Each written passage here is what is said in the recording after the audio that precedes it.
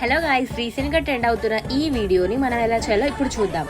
దీన్ని మనం రెండు విధాలుగా చేసుకోవచ్చు. ఒకటి క్యాప్కట్ ద్వారా, ఇంకొకటి ఇన్షాట్ ద్వారా. నేను ఇప్పుడు మీకు ఇన్షాట్లో ఎలా చేయాలో చూపిస్తున్నాను.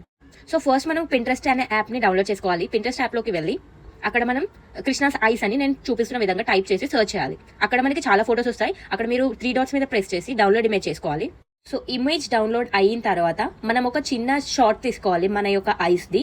సో మన ఐస్కి రిలేటెడ్గా మన కృష్ణుడి యొక్క ఐస్ ఉండేటట్టు ఫోటో మనం సెలెక్ట్ చేసుకోవాలి. సో ఇప్పుడు మనకి ఫొటోస్ రెడీ ఉన్నాయి. సో మనం ఇప్పుడు ఇన్షాట్ యాప్లోకి వెళ్ళి ఇన్షాట్ యాప్లో మనం న్యూ వీడియో మీద క్లిక్ చేసిన తర్వాత మన ఫొటోస్ మనం అక్కడ యాడ్ చేసుకోవాలి. ఆల్మోస్ట్ ఒక 9 to 10 క్లిప్స్ మీరు యాడ్ చేసుకోవాలి, కృష్ణుడి యొక్క photos and me photos.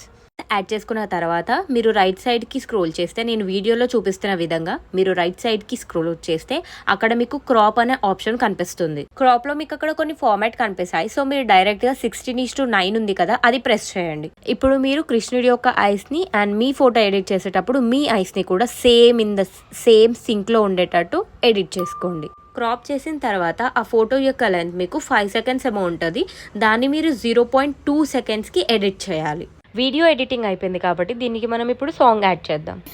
Song add చేయడానికి నేను వీడియోలో చూపిస్తున్న విధంగా నా పేజ్కి వెళ్ళి నేను ఆల్రెడీ రీల్ అప్లోడ్ చేశాను. సో ఆ రీల్ని సేవ్ చేసుకొని మీరు డైరెక్ట్గా ఇన్షాట్ యాప్లోకి వెళ్ళి అక్కడ ఆడియో ఐకాన్ మీద క్లిక్ చేస్తే మీకు అక్కడ ఆప్షన్స్లో ఎక్స్ట్రాక్ట్ ఆడియో ఫ్రమ్ వీడియో అని కనిపిస్తుంది. ఆ ఆప్షన్ని మీరు సెలెక్ట్ చేసుకోండి. సెలెక్ట్ చేసుకున్న తర్వాత మీకు కొన్ని వీడియోస్ వస్తాయి. మీ ఫోన్లో ఏవైతే వీడియోస్ ఉంటాయో ఆ వీడియోస్ వస్తాయి. సో అందులో ఇప్పుడు మీరు డౌన్లోడ్ చేసుకున్న వీడియోని ప్రెస్ చేయండి.